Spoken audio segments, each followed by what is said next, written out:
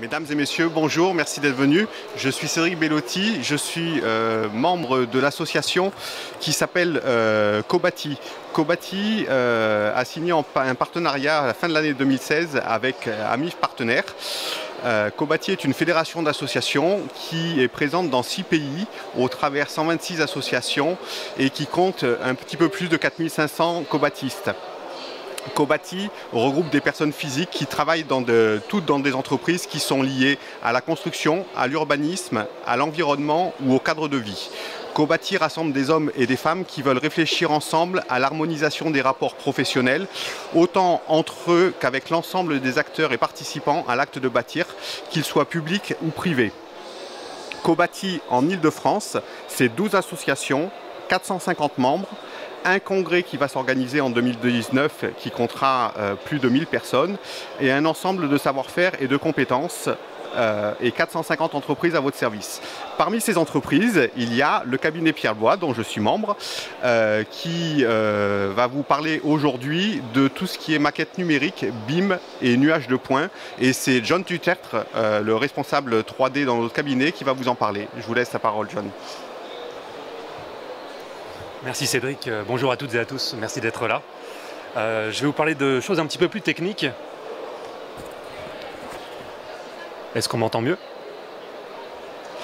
Je vais vous parler de tout ce qui est maquette numérique, nuage de points, modélisation 3D. En effet, petite présentation rapide d'abord du cabinet Pierre Bois, c'est un cabinet de géomètre expert parisien fondé en 1971. On est une cinquantaine de collaborateurs, il y a un cabinet secondaire qui a été ouvert à Deauville depuis 2004 maintenant. Et nous touchons un petit peu à tous les domaines du géomètre expert, que ce soit la copropriété, on a un service diagnostic aussi, tout ce qui est topographie, foncier, j'en passe et des meilleurs. Et nous sommes équipés depuis 2010 de scanners 3D. Alors je vais vous montrer un petit peu comment fonctionnent ces appareils. Ces scanners 3D, on en a deux. Un petit Faro X130 que vous voyez sur la gauche et un Leica C10 qui est beaucoup plus gros et massif, qui sera plus adapté à des relevés topographiques de grande envergure. On utilise les deux de manière complémentaire pour tout type de relevé. Comment est-ce que ça fonctionne? C'est très simple. C'est un laser qui est pulsé. L'appareil va tourner sur son axe vertical et à chaque obstacle que le laser va rencontrer, ça va devenir un point qui sera connu en 3 dimensions. Donc à chaque position du scanner 3D, on va obtenir un nuage de points qui sont connus en 3 dimensions. Et c'est ce nuage de points qu'on va ensuite exploiter pour soit établir des plans très détaillés à l'échelle du 50e par exemple, ou bien encore des maquettes numériques qui seront intégrées dans un processus BIM. J'y reviendrai un petit peu plus tard. Un petit exemple de nuage de points. Alors je pense que vous reconnaissez là l'édifice qui est assez connu, c'est le Sacré-Cœur bien sûr, que nous avons relevé donc au scanner 3D. Vous voyez bien que c'est du nuage de points. On a relevé intérieur-extérieur à l'aide de cette technologie. Là c'était pour un architecte pour avoir des plans très détaillés à l'échelle du 50e. Je passe un petit peu rapidement parce que le temps nous est compté. Un deuxième exemple de nuage de points, alors là c'est un petit peu particulier, on a relevé tout un pâté de maison pour ensuite venir intégrer dans ce nuage de points le projet de l'architecte. Donc là vous voyez un petit peu derrière le nuage de points, tout ce qui est un peu en grisé, c'est le projet de l'architecte. Donc c'était pour montrer un petit peu l'impact qu'allait avoir ce projet sur l'environnement. Je passe encore une fois rapidement pour vous montrer un petit peu comment passer du nuage de points à la maquette numérique. Là, ça va être un petit peu le cœur de cette intervention, c'est vraiment comment exploiter ce nuage de points pour obtenir une maquette numérique aussi fidèle que possible et aussi précis que possible, le plus proche possible de la réalité. Une fois qu'on a le nuage de points, on va l'intégrer dans le logiciel de modélisation. En l'occurrence, on travaille pas mal avec Revit, en plus d'AutoCAD. Et on va pouvoir modéliser exactement en bonne dimension dans ce nuage de points tous les éléments qui nous intéressent. Donc que ce soit mur, cloison, dalles, plafond, etc. Et ensuite, cette maquette pourra être intégrée à un processus BIM. Alors bien sûr, ces appareils ne sont pas très compliqués à mettre en place. Il suffit d'appuyer sur un bouton, l'appareil va tourner tout seul et on va obtenir un nuage de points. Mais il y a toute une rigueur à avoir, une méthodologie topographique qui nous est propre pour garantir un nuage de points cohérent et bien assemblé pour avoir vraiment cette précision nécessaire à la modélisation qui va s'en suivre. C'est pour ça que cette slide illustre un petit peu ce procédé. En intérieur, en extérieur, on va faire donc ce qu'on appelle des polygonales au tachéomètre pour relever tout un semis de points qui va nous servir de point de référence pour venir caler ensuite nos nuages de points dans les bons systèmes de coordonnées, que ce soit en nivellement ou en planimétrie. Alors ces nuages de points, ils ont tous la particularité de pouvoir être exploitables par le grand public. Chacun des constructeurs de scanners 3D a développé une petite moulinette, soit un Leica TrueView, Scène WebShare ou maintenant Autodesk Recap, qui permet à tout un chacun d'exploiter les nuages de points très facilement. Je vais vous montrer un exemple assez rapidement. Un exemple de TrueView, qui se présente sous une vision d'ensemble du chantier. Si je me promène de station en station, qui est représentée par les petits triangles jaunes, vous voyez, j'ai une vision sphérique du chantier et j'ai la possibilité de mesurer directement dans mon nuage de points. En l'occurrence, là, je sais que je suis géoréférencé. Si je prends une coordonnée de points, j'ai un Z, donc une altimétrie, qui sera directement en nivellement général de la France. J'ai la possibilité aussi de mesurer directement dans mon nuage de points. Si je mesure un petit peu cette maison, hop, voilà, donc ça peut être un outil qui est très pratique, notamment pour les architectes à qui on livre des nuages de points et qui ne sont pas forcément allés sur place pour le chantier. Alors on est aussi équipé au sein du cabinet Pierre Blois de drones. Donc, les drones, on va les utiliser principalement pour tous les accès un petit peu difficiles, hein, toutes les toitures par exemple. Le drone, c'est que de la photo, hein. Le drone va prendre des milliers de clichés photographiques et avec les logiciels, on va pouvoir assembler ces photos pour obtenir des orthophotos comme on appelle ça, et pouvoir ensuite digitaliser directement dans AutoCAD les plans de toiture. Mais ces photos, avec la profondeur de ces photos, on va pouvoir obtenir vraiment un nuage de points. Comme le montre le petit exemple en bas à gauche, où là c'est une voie ferrée que nous avons relevée au drone, les clichés assemblés vont donner ce nuage de points parce que le logiciel va calculer la profondeur à chaque fois par rapport à chaque angle de cliché. C'est un petit peu technique. Je vais vous montrer tout de suite aussi un exemple de nuage de points, ce sera un petit peu plus parlant. Alors c'est dans le logiciel Cyclone de Leica que vous rendiez un petit peu mieux compte de à quoi ressemble un nuage de points. Donc voilà, c'est un immeuble haussmannien qui a été relevé au scanner 3D, intérieur-extérieur. Vous voyez, c'est vraiment du point, je pense qu'on le voit pas mal sur l'écran. Si je rentre à l'intérieur, voilà, on a fait vraiment du détail, pièce par pièce, les pièces un petit peu nobles, on voit les boiseries, les menuiseries, etc. Donc c'est vraiment très utile. Donc il faut imaginer ce nuage de points exploitable très facilement avec les logiciels qu'on peut vous fournir assez facilement. Ces logiciels que j'ai omis de dire sont gratuits. Alors bien sûr, ce nuage de points a l'avantage d'avoir tout le relevé exhaustif de l'existant.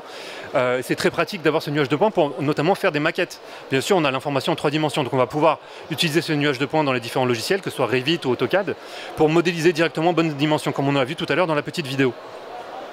Le procédé est assez simple en soi, on va faire des tranches du nuage de points pour venir modéliser chacun des éléments de la manière la plus précise possible. La petite vidéo en haut à gauche, c'était pour un chantier du CSTB, du Centre Scientifique et Technique du Bâtiment, pour lequel nous sommes intervenus pour modéliser un bâtiment d'atelier existant qui va aller être réhabilité en bureau et dont nous avons établi la maquette numérique de l'existant. Le but du BIM, c'est vraiment de travailler tous autour de la maquette numérique. C'est un processus collaboratif autour d'une même maquette numérique. Donc chacun a son rôle à jouer autour de cette maquette. Le principe, c'est l'interopérabilité autour de ce fichier, de ce format de fichier IFC, qui est le format d'échange standard des maquettes numériques. Avant de se lancer dans tout projet de maquette numérique, et ça on met en garde nos clients la plupart du temps, il faut bien réfléchir à pourquoi on a besoin d'une maquette numérique, c'est-à-dire se poser tout un tas de questions. Bien sûr, quel est le bâtiment concerné? Ça ne sera pas forcément la même opération pour une tour à la Défense ou un bâtiment haussmannien, ça ne sera pas tout à fait la même logique des choses. Le niveau de détail souhaité, le niveau de détail est très important parce que forcément ça va impacter sur le coût de l'opération. Est-ce qu'il y a besoin d'un nuage de points? Est-ce qu'il y a des plans existants? Est-ce que vous avez besoin des logiciels de visionneuses de nuages de points, les TrueView, WebShare, Recap, etc. Donc il y a tout un tas de questions à se poser au préalable et établir une charte avant de se lancer, avant toute opération de numérisation 3D, de BIM, de maquette numérique. Alors je vais vous montrer tout de suite un exemple de maquette numérique, ça sera là encore plus parlant, avec ce petit viewer de fichiers IFC, donc le format d'échange standard des maquettes numériques. On a vraiment la possibilité de mesurer directement. Si je mesure par exemple au premier étage, je vais prendre le premier étage.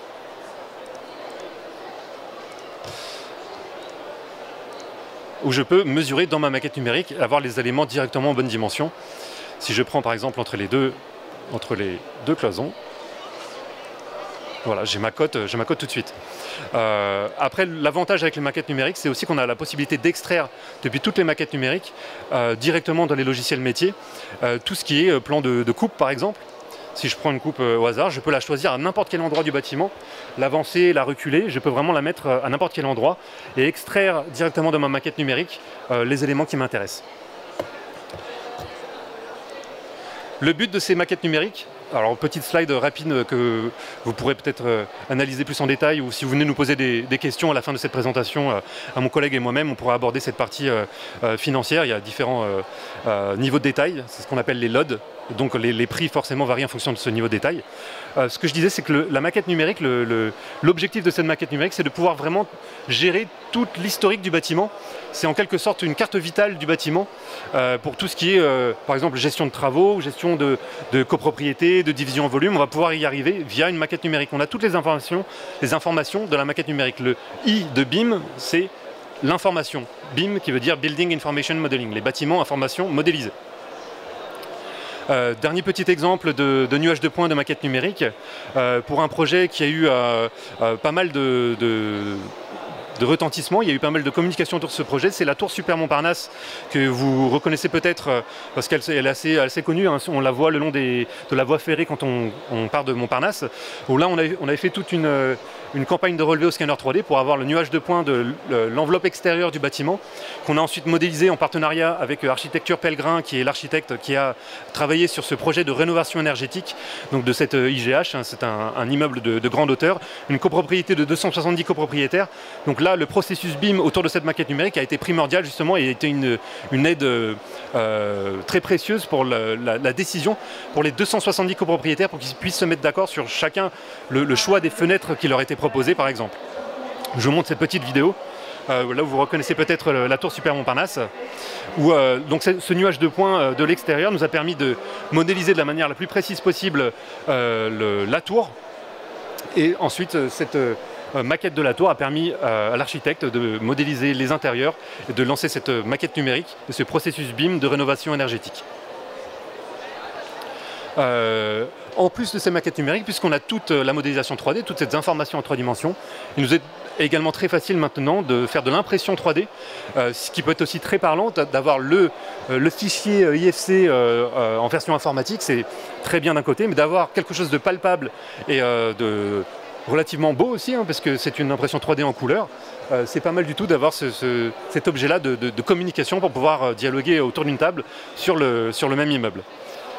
Voilà, je vous remercie de votre attention, je reste à votre disposition pour toute question. On a fait très vite, mais n'hésitez pas à venir nous poser des questions si besoin est. Merci à vous.